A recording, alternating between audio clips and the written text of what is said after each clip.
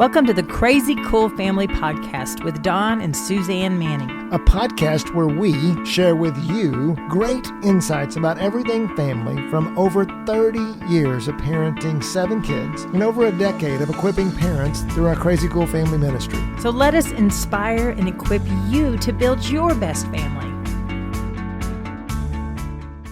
Hey, all you crazy cool parents out there. Kenzie and I are going to talk today about emotional regulation. We did a deep dive. If you haven't got connected with us on those yet, go to our website, crazycoolfamily.com. We've got them there. But the one that we've been working on is the monster meltdown, or meltdown monster, I guess is what we decided to call it, right? And I don't know if you've had, if any of your children have ever had a meltdown before, and if you've ever just stopped and looked at them and thought, "Oh my gosh, my child is an alien, or my child is a monster," and so we just want to, we've got some things in there for you to do. We actually broke down the word monster for the M is my, so my only need, start to emotionally regulate. And that's what we just want to talk about. That's what spells monster. My only need, start to emotionally regulate. And then in today's podcast, we're just going to talk about emotionally regulating. How do we help our kids do that? And really, how do we do that ourselves? I mean, what does that look like? And so Kenzie got her degree in counseling, and so she is. I don't know if she's an expert in it yet, but she has a 1-year-old that's really helping her become an expert on the mom side of that, on what to do and how to self-regulate, how to help your children self-regulate. Yeah, we were just talking about, I have this degree and this background and a lot of the language and even experience, but my soon-to-be 2-year-old has hit a new level of emotions, and I feel humbled and humble in the midst of the 17th big cry outburst of the day, still being able to show up and see her in it and not just join her. There's been a few times that I'm like, all right, we're crying. Okay, everyone cry. Come on. Let's do it together. Okay, now let's everyone laugh. Come on, we can do that one too, And she's just looks at me like, I'm still crying. I'm not joining you in laughter move yet. on. I'm like, I need it. And so for the moms out there that have the counseling degree and to the moms out there that don't, we really need Jesus in it. And it's you can have all of the experience, but really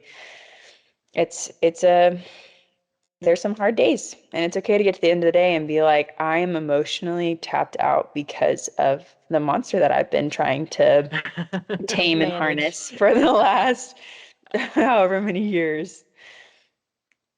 For sure. I look back over my raising, in the first decade of raising kids, I did not do well. I did not do well with their meltdowns. I did not do well emotionally regulating them. And I would say that my second decade, I was a lot better with them, with the 4 girls, but also even with the little boys. And I think that part of it was I was growing up myself.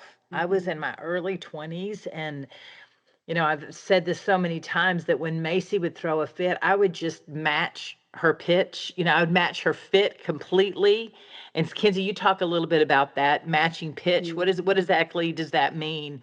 Yeah, I was looking up what does regulation mean? And I often think about that, in Pitch Perfect, whenever they have the pitch note and then everyone else harmonizes with them after. That's what I could do that. That's what I think of is okay, I'm matching pitch with my kid and then we pull down from there. So to regulate, we also talked a little bit about how regulation is more like a thermostat than a thermometer. So a thermometer comes in and says, okay, this is the temperature of the room or the person, but the thermostat comes in and sees what's going on, but then changes the atmosphere to make it cooler, make it hotter. And so I would say that feels like a more accurate depiction of regulation. It's coming in and saying, wow, you are 85 degrees. Let's pull it down and let's change the environment. But that doesn't happen in 1 second. And it starts by first getting into the space and finding the kid there. And so that's kind of what I think of when I think of matching pitch is You first have to understand what's going on to then give them Right. language and understanding, meet them there. We'll talk about empathy a little bit, but it's like, and then from that place, pulling them in the direction of calm and peace and cool. Um, so that's, I guess, like my helpful definition. Well, so one of the things I've watched you do as a young mom with Alice is that you'll say, where's your peace? Let's find your Mhm. peace." And so you name it, and I appreciate that. Like you recognize, "Oh, I can see that you're sad," or "Are you sad?" or "Oh, this must have made you really angry." And so you name it, but then you insert another option into that. Let's Mhm. help, and so tell me a little bit about how you do that. Yeah, that came from Jonathan David and Melissa Hulser podcast forever ago.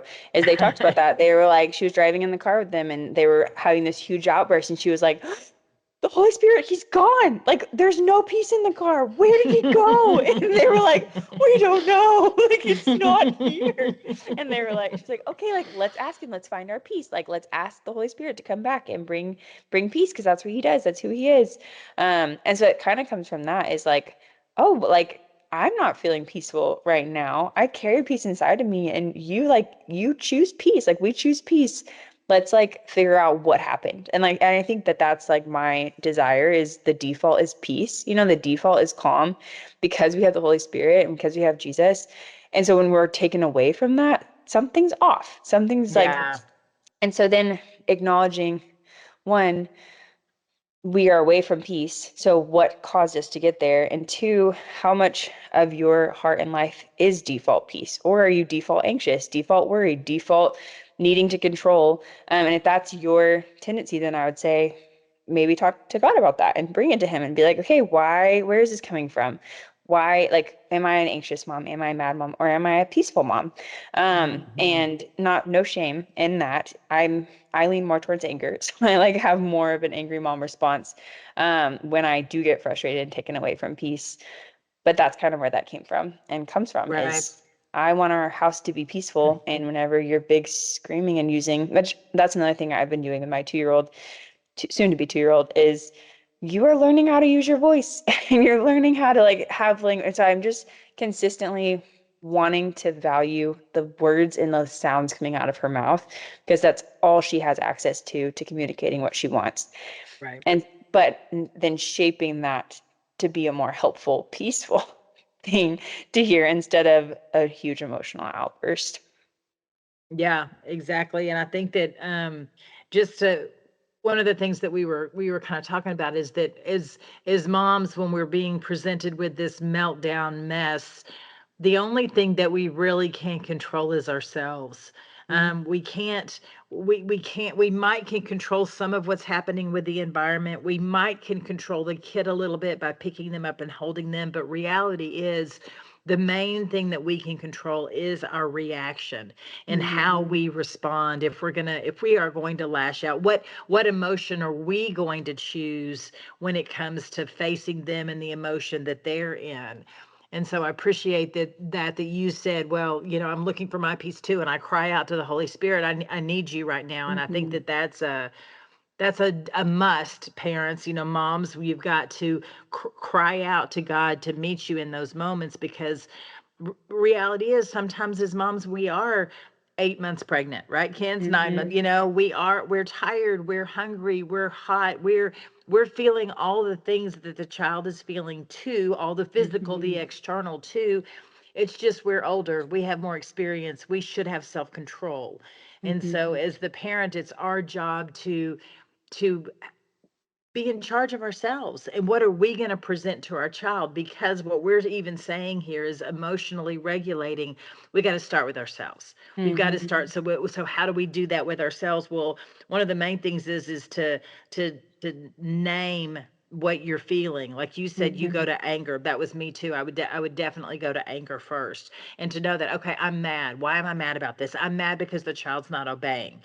And Mhm. so, okay, now that I know that I'm mad, and now what am I going to do? And so as soon as I can name it, then I can do something with it. And so that helps us as parents, is once we name what's going on with ourselves, then we can turn around and do it for our child too. Mhm. Yeah, and it gets easier to do that the more you do it with yourself. And you have a power of language that the kid does not have that can Yeah, that's really good. calm yourself down quicker than maybe they're able to calm themselves down because they're emotionally getting out. And that's another thing that Parker and I talked about recently. Alice has been having big sad outbursts.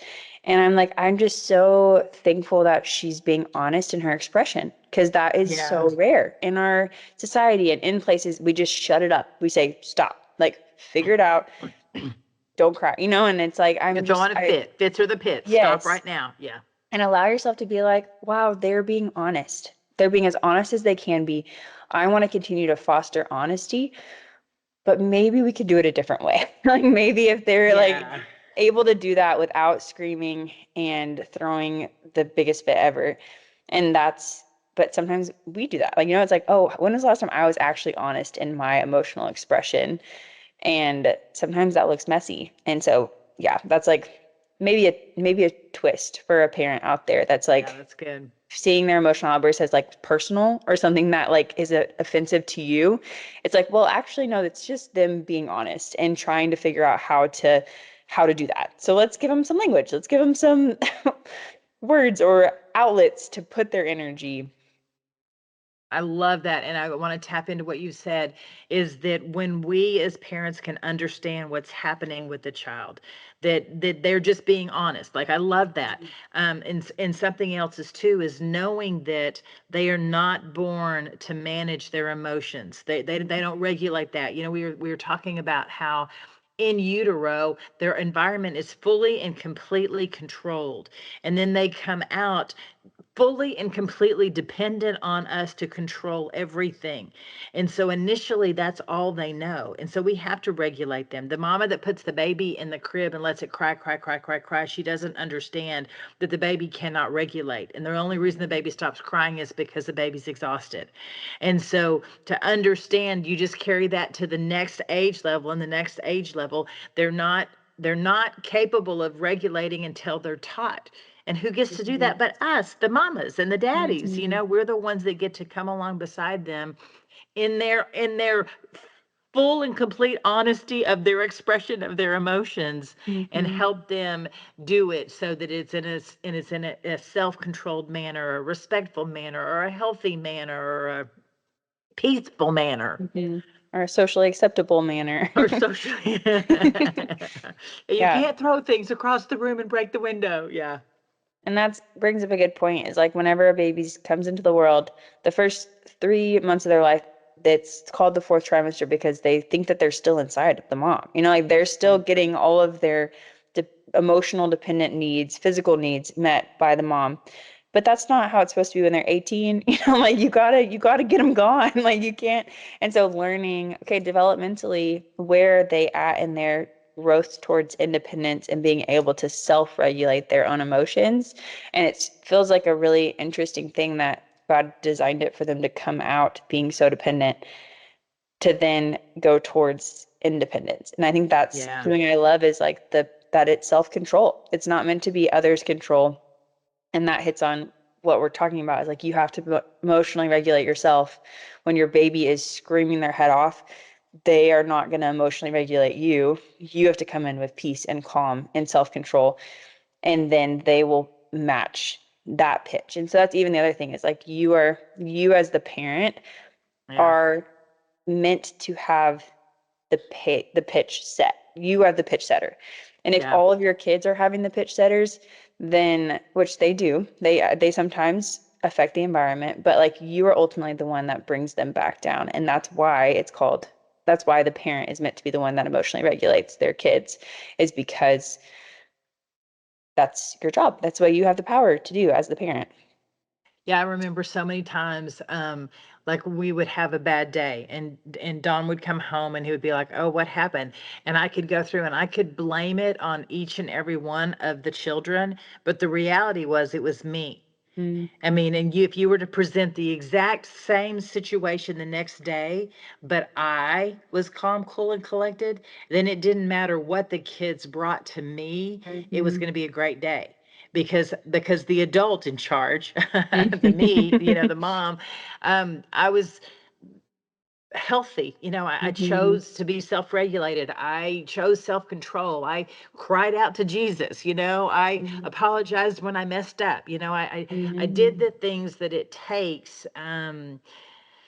to interact when everything else is hard. And I think that that's, as moms, if you can hear that, when your child's having meltdown after meltdown after meltdown, what's happening with you? What's Mm-hmm. what's going on with you? And it might just be them. And so, yay, you just continue, to do what you're doing, and support them. But they might be feeding off of you, your stress or anxiety or whatever that is. And what can you, and that's the beautiful thing, what can you do to change that? You have complete Mm-hmm. control of that. Yeah. Yeah. And I love that Stay the calm. It's contagious. If you're calm, then Mhm. they're going to see that. They're going to mirror, they're going to reflect what they see. Yeah, and I love that a lot of those responses that you just gave was towards health of the mom. No, no shame. Like there's no Oh, shame on yes. you No. for having an outburst, for having a time whenever you're not emotionally regulated, especially whenever your child has gone off the rails 3 times in the last hour. It's like no, no shame. Just get your needs met. Like we're giving you the authority to get your needs met and own the control of the emotions in your home. Like you have power. You have so much power as the parent, even if you're a soft-spoken parent and you have three loud, dynamic boys, like you Right. have the power to bring the regulation in your home. Yeah, and so some of those, I mean, just to get super practical, I'm just thinking about, okay, what's something that could even reset? And that's one of the things that I would do all the time, is we would be heading in one direction and it would not be a good direction. So we would reset. We would go outside. That was a Hmm. reset. We would play a worship song. That was a reset. We'd stop everything and have a snack. That was a reset. We would play a game. We would read a book. There would be something that we were going along with our day, and something was not right, and it was Hmm. going wrong, and we would do a different something and reset that. We would laugh. We would we just anything we could to change the trajectory of where we were going, the the meltdown monster mess, if you will. Hmm. And so you get to do that as the parent. Which brings up a really good point that we unpacked in the Meltdown Monster deep dive was pick your battles. Like you don't have to fight every battle. And if you know that every time you pull out the goldfish, this kid's gonna throw a huge fit because they don't get enough whenever it's all gone. It's like if you Or they know would want to that, hold the bag and eat them out of the bag, and you're not going to let them do mhm, that. Yeah. yeah, if there's like four battles at play, choose which one you want to engage in and why, and then fight the battle, but then also release the battle sometimes. Like there's the day I was at the library with Alice and she was wanting to continue playing. I was ready to leave. And I was like, you know what? We have 15 minutes. Sure, you can play around. So we went through that 15-minute time. She still wanted to play. And I was like, okay, now I'm done. So I'm going to pick you up and we're going to walk out of the room. And she cried for a minute and then was okay. And so it's like you can pick, see the battles at play, and you don't have to win all of them. You don't have to fight all of them. And you can also release some of them. But that feels like And another, let them win some of them. I mean, yeah. I, I wasn't. We were with Macy the other day, and she said something, and she was like, "You know what? Never mind. Never mind. You do that. That's fine, Staley. You can totally do that." She goes, "I don't know why I was picking that battle, you know." And so it's apparent we don't have to hold the hard ground. No, this is what I said. This is what I'm going to do. I don't even agree with myself anymore, but I'm still going to do it. It's like, no, go ahead and let the kid win. That's good. Well, something else in our deep dive that Kenzie did, which was absolutely amazing, is she did a whole diagram. So we encourage you to go get it. And it just talks about where to direct the emotions. Can you describe it a little bit for the people out Yeah. there that are listening? As we were talking about this, we were noticing that emotions are like fire, and they are just like fire's not bad. The raw potential of the fire, though, can cause harm or can cause light and good and comfort, even. And so we were just kind of processing like, we don't want to destroy the emotions in our kids. That's not helpful. And that could look like blowing it out, stifling out, saying, you're fine, get over it, which you could have been hearing a lot in your life. And I feel like our generation as a whole, slash this time, there's been more of an honor of emotions than ever before. But sometimes that then fans the emotion into flame. And that's what I'm noticing with my sad little 2-year-old, is that sometimes she just like goes deep into the hole of sad. And I'm like, I don't know how to not fan this into flame, but you're just still crying and it's been 10 minutes. It's like, how do you not like fan the anger, fan the things into flame? So there's like a balance of what do you do with those feelings, and how do we mature our kids in their feelings and give them healthy avenues to direct it. Madeline's kids, whenever they get a little bit too aggressive or they just have a lot of energy, she just like tells them, okay, you got to do 100 jumping jacks, like go do them right now, to get their energy out somewhere. And so I think that's like a really simple way to take the emotional energy they have and put it somewhere, physically. But we talked about in the deep dive other examples of where fire has been used for good when it comes to like that gut feeling that we have whenever we're trying to make decisions. Those are emotions, like those are good emotions that have been put towards direction. And so we kind of depicted that as like a lantern, or the, someone Because who's, they light the way. I mean, and so the emotions do light the way. If there is anger, okay, what's at the root of that? If there is sadness, if there's frustration, then what's maybe there's a breakdown in the relationship with the siblings, and that needs to be addressed. And the emotion of frustration is the lantern that's lighting you the way to the resolution in that relationship. And so, emotions are, they are valuable. They are red flags, and so they are something for us to see, to look into a little bit. Now, once again, once you've got the 2-year-old and everything's going crazy in their little brain, then sometimes they miss you. They're Mhm, over the top with their little emotions, and that's our job to kind of come along beside them and corral those emotions, if you will. But anyway, Kenzie, I interrupted you. mhm. Go on. No, yeah, that's so helpful. And I think it's helpful to see like, oh, you really care about this, like this Yes. thing happening this way, you really care about it. Like, it's so interesting to me how many times a kid will take a toy out of Alice's hands and she doesn't even care. But then the next moment, a kid will take a toy out of her hand and she will like outburst on the ground, cry. And it was like, for some reason, that one hurt your feelings and that one didn't, or that one you were really having an agenda, And so it's like learning your kid and their gut feeling, and then helping them learn it too. Because whenever they're making decisions, you are teaching them how to make decisions today based on their responses to their emotion. Yeah, that's good. Well, so what are some calming strategies, that you'll do to, or you'll help the child? Maybe not Alice. She might not, well, maybe she is old enough, but even just a child, what's some things that you've learned to Mm-hmm. kind of help the out of control child? I would say deep breaths feels like an intervention, to be like, your body is responding in this way. Let's like breathe. And If your mom, you kid, do that too. I yes, mean, go ahead and this we'll is just more tell for the me than adult for right you, now. but match me Deep here because this breathe. is for me. Yeah. Oof, you have lost your breath. Let's like try to find it again. Okay. Yeah. Let's do it. Let's do 4 breaths. Let's see how many breaths we can That do. feels good, doesn't it? I don't want to hit you as much. Mhm. My father-in-law actually the other day mentioned that if you bring up colors, like asking them colors, it accesses a different part of their brain. And we've noticed it's worked a few times with Alice, where she'll be emotional outbursting and be like, "What color is this? Like, what color is this book right here? I don't like," and she, like, it kind of clicks him out of it for a second to Oh, be like, distraction is huge, "Yes." huge tool in your tool belt when it comes to small children. I mean, even big children too, but for sure, just yes. Hmm. Yeah.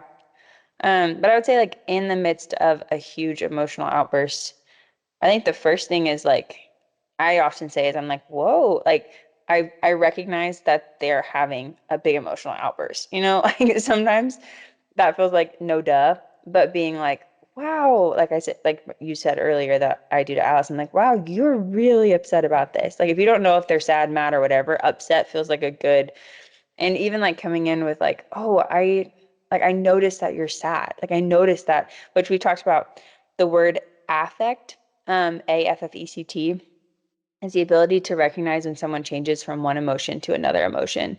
And it's something that we all crave. I crave it whenever Parker walks in the door, for him to be like, oh, you seem off, like you don't seem like your Yeah. normal happy self. What's up?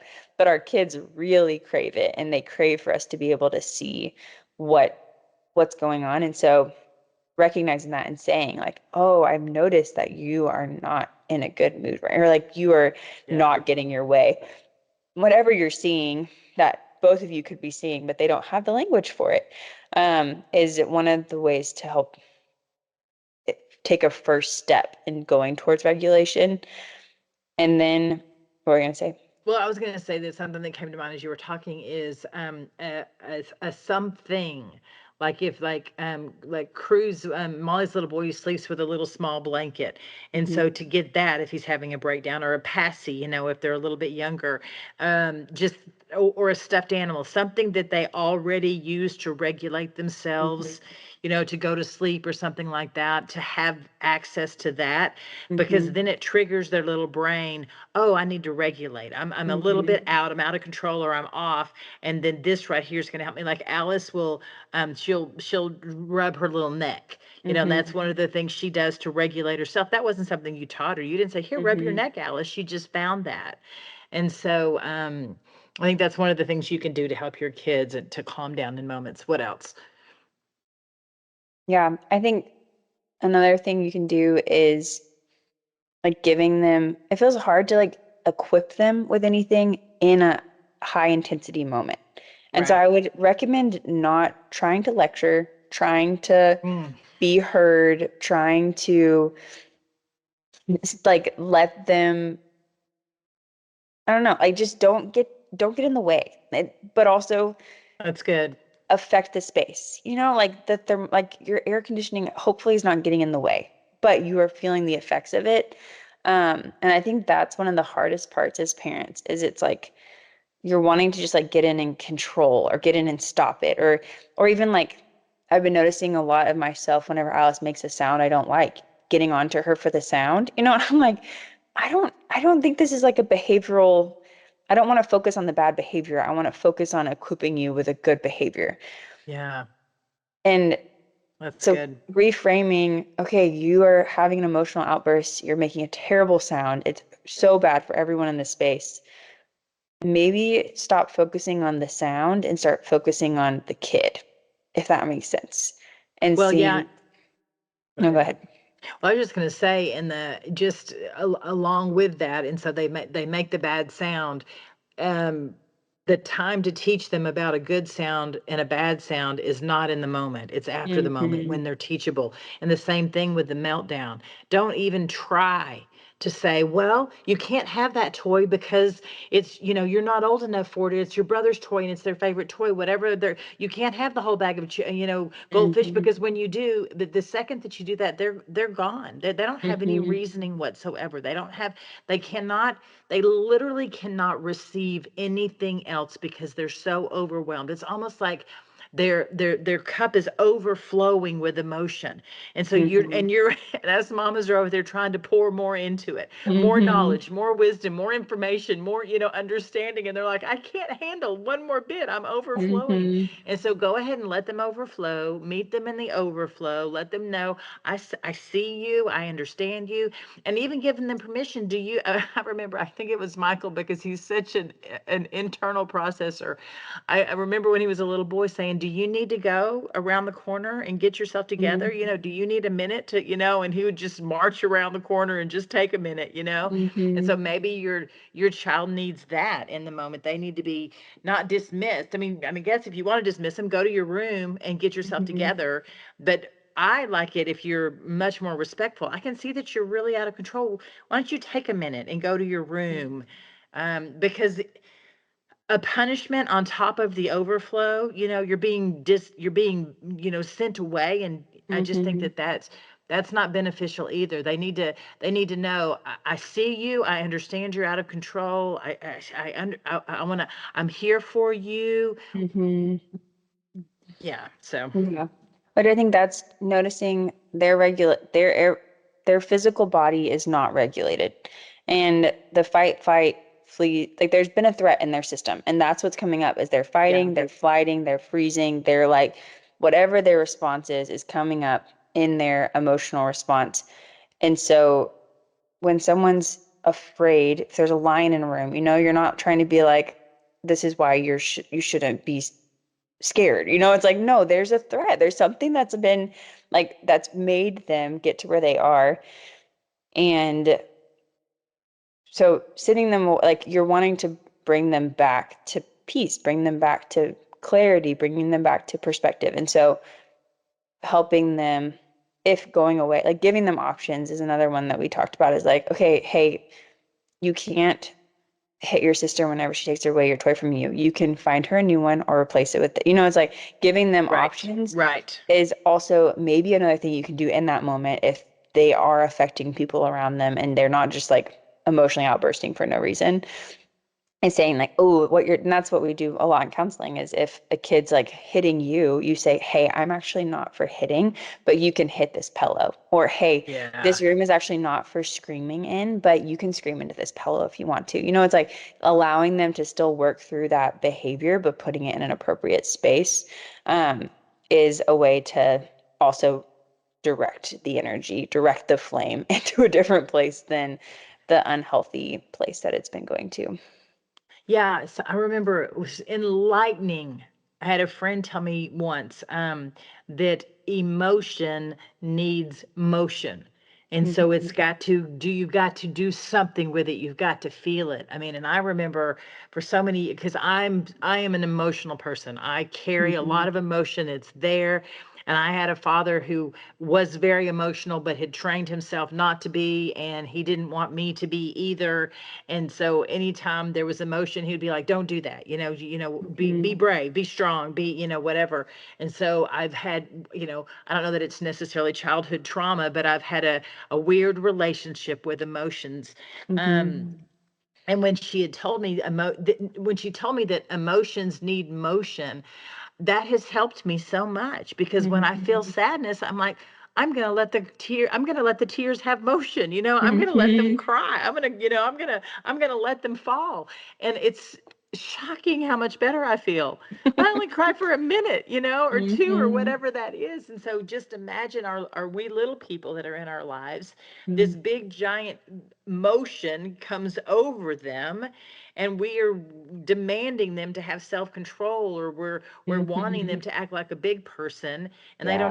they don't know what to do with it. And so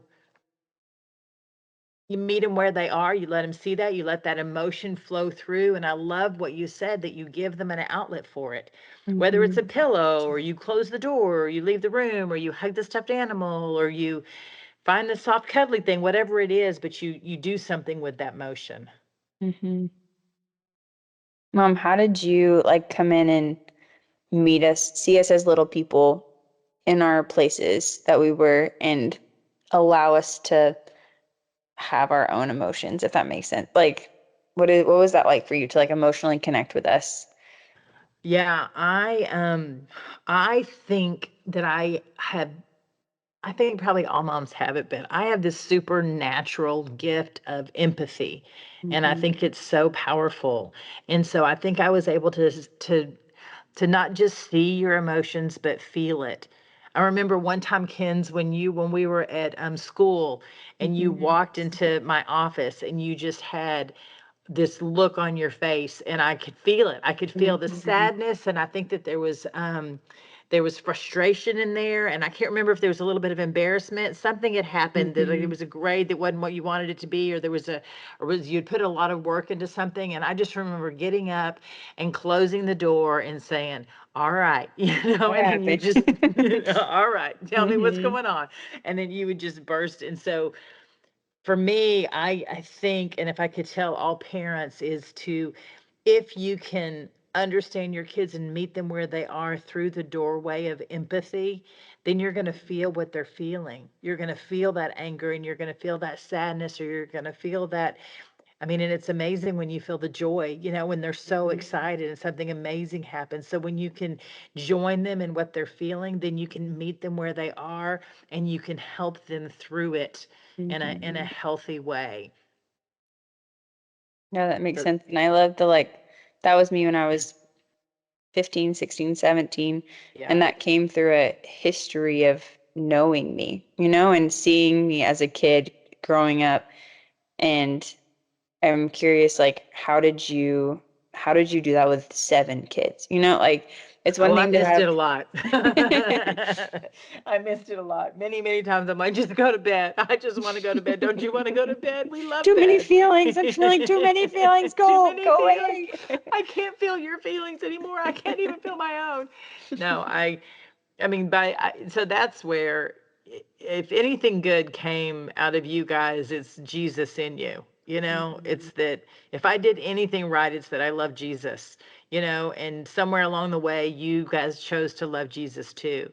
And so that's how, and that's why.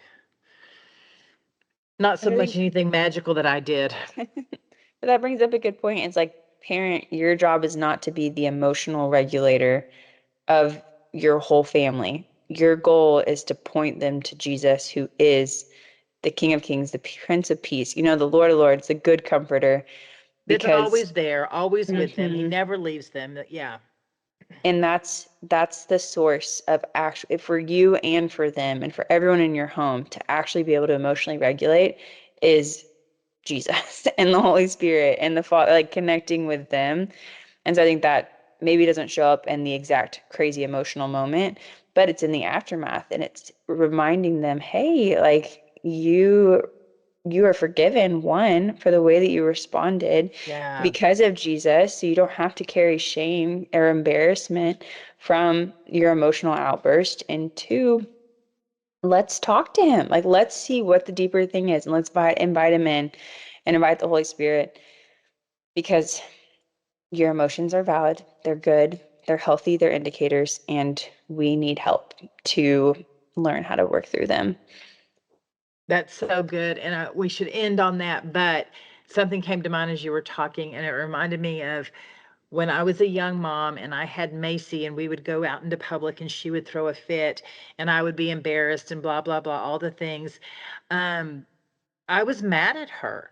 And so moms, if there's a part of you that's mad at your kid for being a meltdown monster, then I just want to encourage you to forgive them. And you Mm-hmm. can go in there, tonight when they're asleep, and you can tell them while they're sleeping, I'm so sorry, Mm-hmm. I forgive you for being a monster, and not Mm-hmm. meeting you where you are in your emotional irregulation. And I want to help you with that. And so I want to encourage you to do that, moms, because that opens the doorway to connection in your relationship. And I just Mm-hmm. want you to know, and I'm not at all saying this out of fear or anything else like that. I would just want to encourage you that as your relationship is with your 2, 3, 4, 5-year-old, that's what it's going to be like with your teenager. And so if Mm-hmm. you've got some unforgiveness or some anger that you're holding on to your 2-year-old for throwing a fit, then I'm going to encourage you to let that go so that you can have the relationship that you want to have with them as teenagers. Because they're going to throw fits again as teenagers, but Mm-hmm. you're working on it right now on how to deal with it. You're working on how to connect with them through that so that when they're teenagers, it's going to be a beautiful thing that you're going to, it's going to be a beautiful relationship that you have when it comes to interacting with each other, because you're doing all the work now when they're little bitty. Mm-hmm. Yeah, it's worth it. It's worth the fight. It's worth the connection. And the days pass. His mercies are new every morning. And so if you have a terrible day where you outbursted and they outbursted and everyone was a monster, tomorrow could be a new day. And there's That's grace and exactly there's right. mercy and there's forgiveness for everyone involved. Absolutely. So we love you, parents. We feel your monster meltdown pain. We've been there. Kenzie's right in the middle of it. She's living it. She's living it right now. And we just love you. And we just say, go get our deep dive, our monster meltdown deep dive, and then also go be crazy. crazycoolfamily.com.